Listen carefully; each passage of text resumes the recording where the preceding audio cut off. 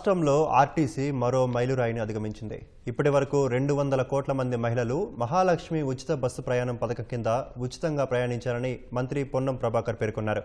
మహిళలు 6,700 కోట్ల రూపాయల విలువైన ఉచిత ప్రయాణం చేశారని, ఆ నిధులను ప్రభుత్వం ఆర్టీసీకి ఎప్పటికప్పుడు విడుదల చేస్తుందని స్పష్టం చేశారు.